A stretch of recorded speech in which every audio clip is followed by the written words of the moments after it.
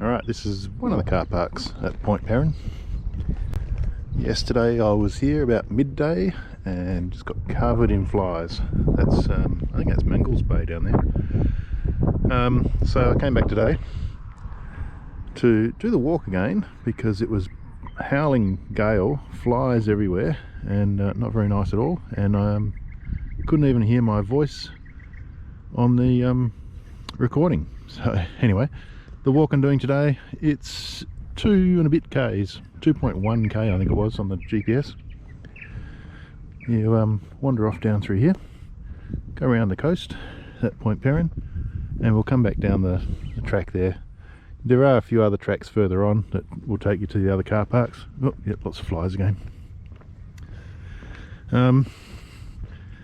So if you wanted to continue around, you can go do a complete loop. It's probably about, I don't know, 2.5 Ks I guess. It's not very far. It's quite nice scenery. And there's a little map here for you. There you go. You'll have to pause it. You can probably see the flies whizzing around in front of the camera. What I'm going to do, I've actually got a fly net too. Here, put that on. I parked here. I'm just going to walk around out to the point, back, have a look at the gun, and then come back up over the top of the hill and then down around there. You can keep on going into the car park and that. You can even get down onto the beach and walk along the beach there. But yeah, it was really wild yesterday. There's only one car in the car park here too. That's my car. So there's obviously no one else walking around. It's 3:30 in the afternoon. So we'll oh, rabbit. Have a look what I can find for you. And show you a little bit of the history. That's Garden Island over there in the distance. Where'd that rabbit go?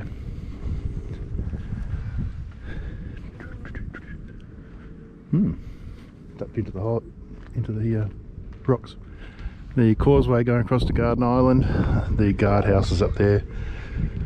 You'd be very lucky to get a permit these days to get onto the island, which is a pity because at the other end of the island there is a half-built gun emplacement. They started to build it at the end of World War II, near the end of World War II. The war ended and they never completed it. But yeah, these days you'd be very lucky to get a permit to get on the island. Rockingham is down there, wheat silos and that up there, and Perth is sort of that way. Nice little swimming bay here, although it's a bit reefy there. Obviously if you want to go down for a swim a bit further it's better, but further around there's a little beach as well, so we'll show you that. There you go, just around the corner there's another little beach here. It's got some steps going down to it. Quite sheltered. If you had a really strong sea breeze you could swim in here because that sea breeze is coming over the top and you won't have any waves or anything. Garden Island out there. The track is fairly flat most of the way around except when we go up to the lookout, and there are some steps on the way up to the lookout, or the old observation post. It was a gun battery during the war. They had 2 155mm guns here guarding the entrance to the Coburn Sound there.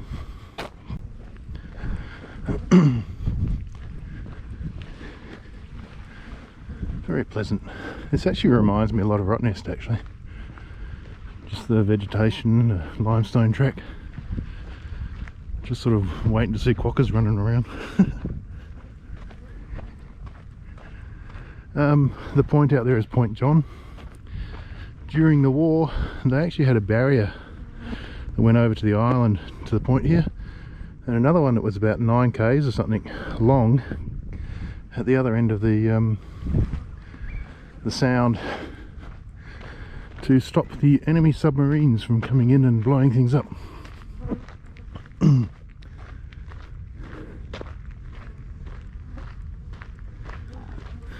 Alright, we'll see what we can find for you. There are these little side tracks sort of wandering up.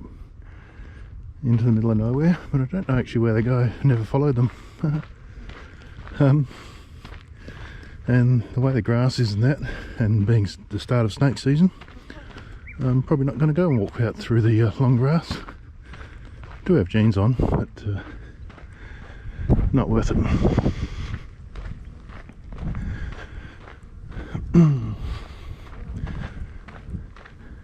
Each of the gun emplacements up here have their own bunker, sort of like a crew bunker. There's another track there. I wonder if they were old fire breaks or something and they've just overgrown and become foot tracks. Don't know. But and the command post was up there, and the observation post on top of the hill that we'll go and have a look at. Bit of seaweed on the beach today. There wasn't that much there yesterday.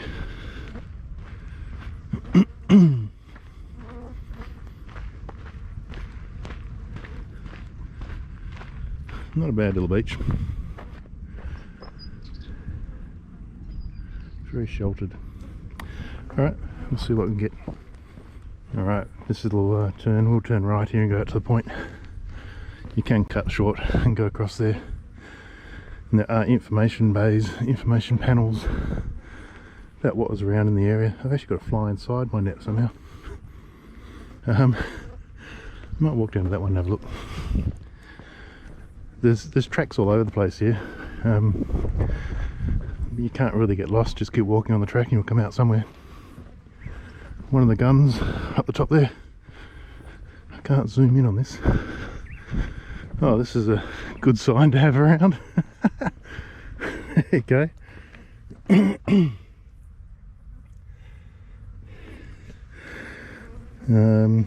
Yep, you don't really want to tread on one of those.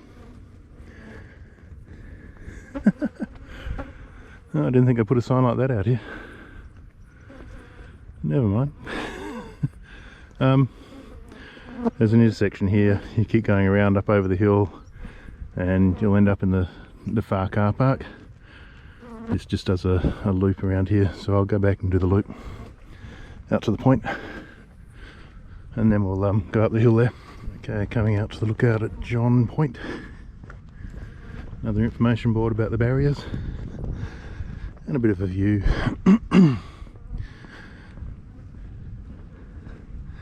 It's quite calm out there.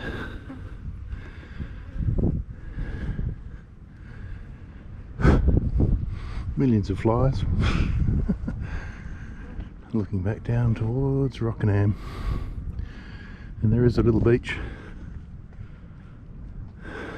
just in there. There's a pathway that goes down to that little beach if you want a little secluded beach. Very nice. Just a pity about all the flies. Alright, let's have a look at this. You'll have to pause the video to read it.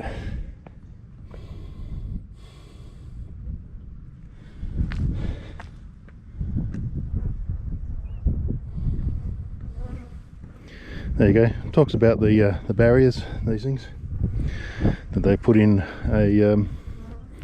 a fence there, which is this, and a submarine net to stop the enemy from coming in and blowing up our shipping.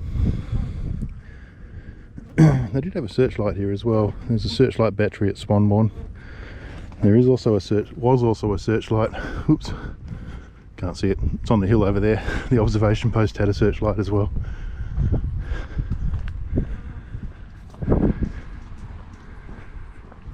There's just no one around. It's weird. Thought there'd be people out here this afternoon. As you can see, tracks going that way, tracks going this way. The old track went around the coast, so there's plenty of tracks to walk on. Have a good look around. But we'll go this way. There you go, a bit more of a view of the coastline. You used to be able to get onto the island from a boat on the seaward side of Garden Island, but I don't know if that's the case anymore. The other side of the island, you're not allowed anywhere near it.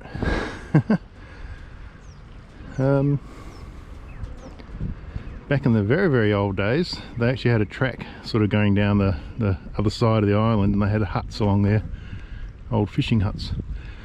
People used to come over in their boats and stay in the huts. But when the Defence Force took over the island and built the place into a naval station and a magazine for ammunition, they stopped people going down there. But anyway, this is the coastline, bit of sunshine for you, and an interesting rock out there. One day it'll fall over.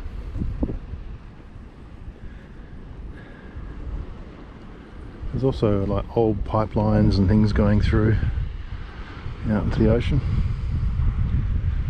Wouldn't be surprised if that pipeline had something to do with the Defence Force when it was here, when the guns were running.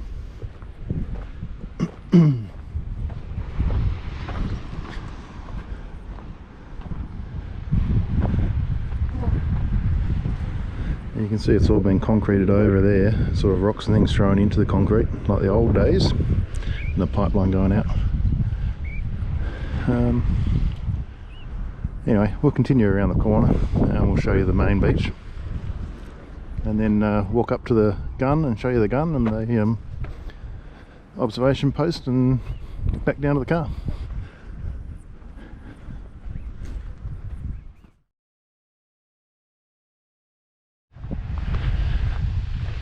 There you go, one of the rocks coming around the point. You've got this really nice beach here. Certainly a good little swimming beach. You don't get too much surf in there because it's all protected from all these outer reefs. The other side of the beach, you might be able to see a track that sort of heads up over the hill there. That goes into the third car park. And you'll probably see the observation post up there. And there's also the second, sorry, that's the first gun emplacement. The second gun emplacement's where the gun is. This first gun emplacement, the erosion of the sand dunes has actually undercut it and it started to fall down the hill. So they couldn't restore that one. The bunkers are all closed up as well. You can't get into them.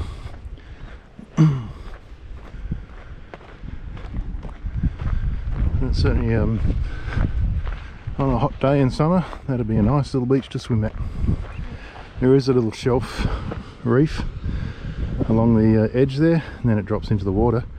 But there's also little patches where you can get in. If you've got little kids that don't want to jump in, you've got little sandy patches you can get in.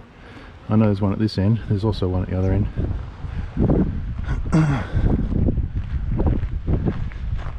That's closed because the path got too close to the cliff line. You used to be able to get down onto the beach. Oh, you still can get down onto the beach through there. Little walkway, and I think there's some steps down to the bottom. So if you didn't want to walk back along the this track up over the hill there, the track goes behind the dunes. You can see some people over there looking down onto the beach. If you didn't want to do that, you can walk back along the beach to the other end. Easy.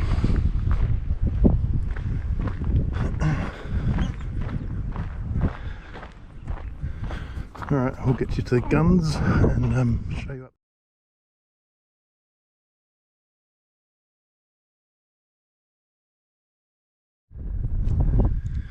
Alright, once you come up from the coastline loop, come up to here, got a little sign here. Now straight ahead of us you can probably see the old #1 gun emplacement, and there's actually the crew bunker on the side. That's all falling down the side of the hill as the erosion has taken over. But up this track we've got the imitation gun showing you what used to be up here. Rockingham in the background. So this is #2 gun emplacement. And that's an imitation of the gun that used to be here. And if you want to pause it, there you go, you can read that. The ammunition bunker there, and on the other side, I'm sure there used to be a train line or something that came up here to drop the ammunition off, because you can see a dugout through there.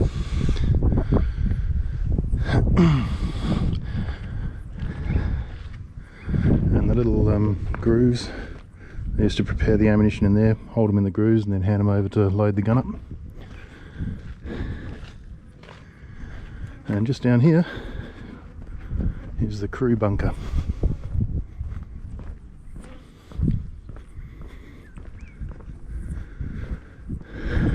There you go. It's all locked up now. There's 2 rooms in there. There's a small room on the left and a larger room for everyone on the right. So when they were doing their gun shift, they'd be up here either sunbaking or underground in the bunker. The sand has eroded. It used to be right over the top when they built it. It was designed that way. And you can see the command post, sorry, the observation post, crew bunker and number 1 there.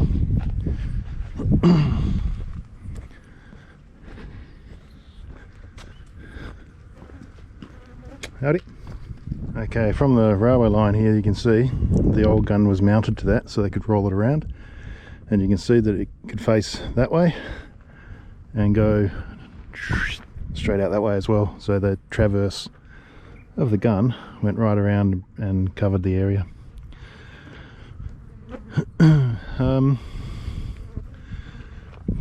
What else? Once you get past the second gun, or the first gun emplacement on the track, it's a big hollow, and I swear there's would have been something in there from the old war days, but I also noticed there's some not native plants up in there. There's a little bit of fence line up there too, so I'd say that's possibly something over there as well. But one of the problems they have, or one of the problems we have, there's got perfect diagrams of these gun emplacements and the gun emplacement and the observation points and all that sort of stuff, but they're not on any map because they didn't want the bad people to grab a map and see where everything was.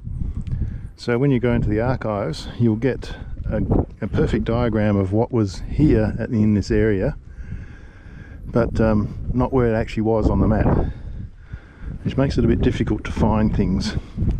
And then you see something like the trench up along here, which I think was probably the supply line. They might have had an old railway or a roadway that went up here, and they brought the ammunition up, offloaded into the 2 ammunition bays, and went back down. But it's just not on a map. There's nothing on a map. I've even used my drone and flown over here and taken like photos down on the ground. You can sort of see flat spots and things like that, but there's just nothing there.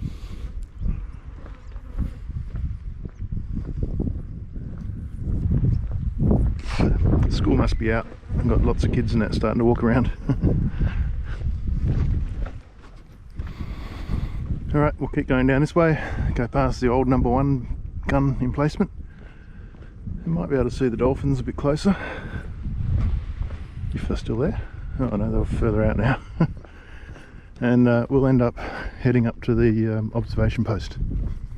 Yep, way too far. You can see them, they're in that beam of sunlight out there, the dolphins. Way too far to zoom in on anything. Very nice view along the coast there. It's a nice little beach down here. There's quite a few people walking now, but when I started, I was the only one here. On the other side, you can see the observation point, and that obviously would have been netted over and covered up in the war. There's a gun emplacement just on the other side of this hill, and the number 2 is further out. There was also the far end of Garden Island was the a gun emplacement that they never completed because the war finished, but there were 2 observation posts on the island there as well. And down in this valley, I swear there's probably something down there that I haven't found yet. And lots of people. Just seems like the obvious place to hide something down there. And on the other side there actually is a little like an old track that sort of comes down through there, so there could be something down there that I just don't know about, I haven't found. Alright, let's get to the top. Okay, if we continued on this track we'd end up at the car park. There's a lookout there as well. A lot of people down there as well, so it's not really much point going down with a GoPro.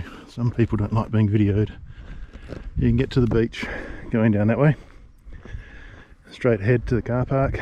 You can actually go down to the beach and then along to the car park, or if you follow this road track, takes you up to the observation post, which is where we're going. Okay, this is the observation bunker.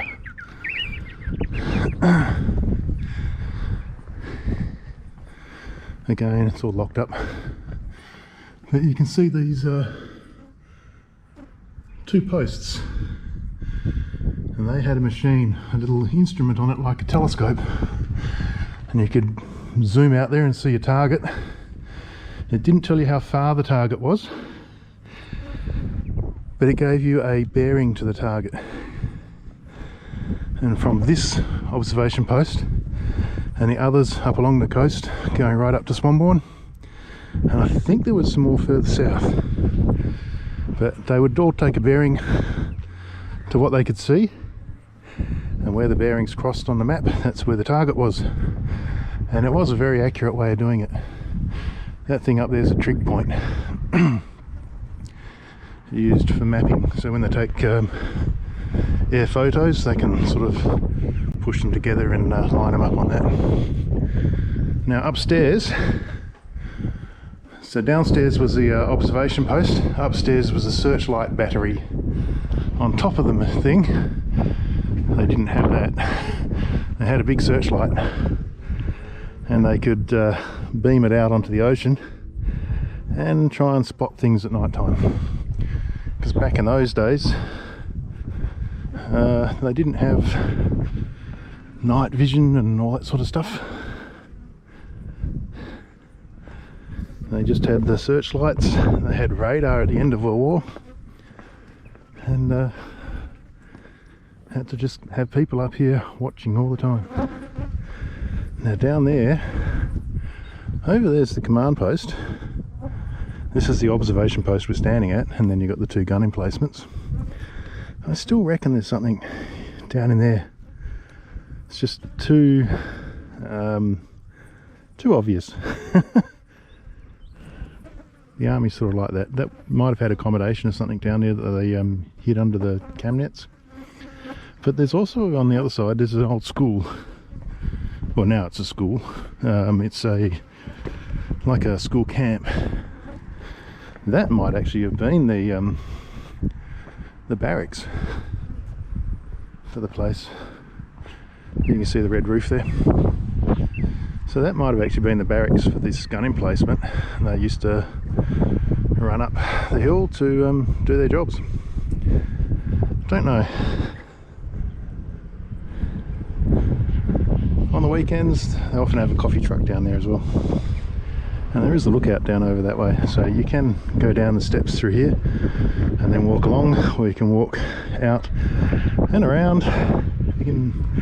There's tracks all over the place. When there's a strong sea breeze, it's also a little bit protected in the corner of the bay here, so you can swim in there or swim on the other side. Alright, that's the track that I'm going to follow back down to my car. There is another information board here, so we'll zoom in. You can see the instrument they used to use, and it used to give you a bearing. It didn't give you a range as such, but it gave you a bearing to the target.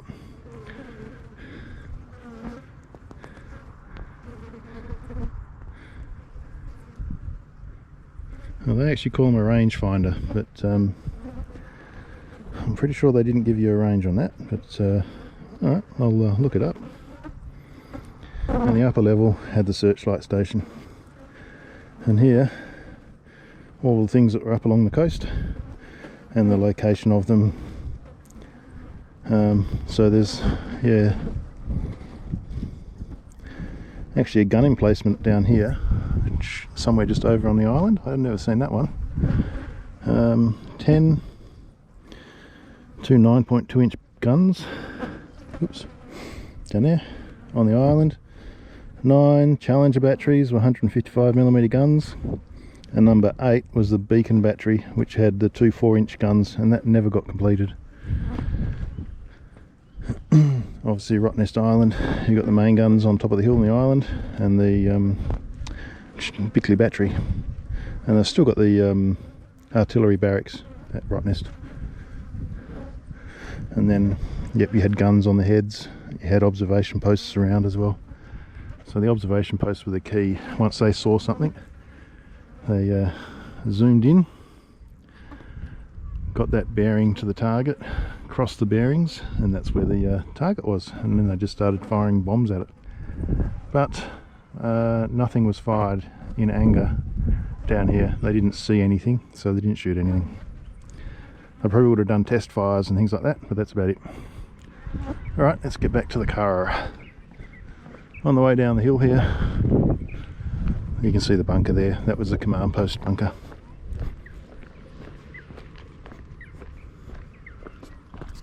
There you go, observation post at the top. The command bunker's just over here, and you can sort of see a flat area going around, like a road that goes down into that valley. The other thing that's not here, and that I haven't seen, is any defences. Like on Rottnest, they had 2 artillery guns and the 2 artillery barracks where the gunners used to live. And they had an infantry battalion over there guarding the place. So they should have infantry positions around this point as well, especially along the beaches and that, just in case they got attacked. But I haven't seen anything, so maybe they thought they were not going to get attacked because of the reef. Don't know. But it seems a bit strange if you have an artillery emplacement like this, and on the Garden Island and Rottnest, you would almost certainly want it to be protected by infantry.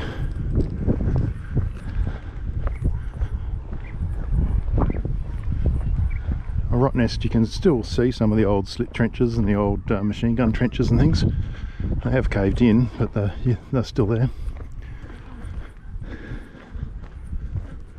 But around here there just doesn't seem to be anything. I'll have to go and look up the history. That's the school camp there, which I think might actually have been the old barracks. You never know.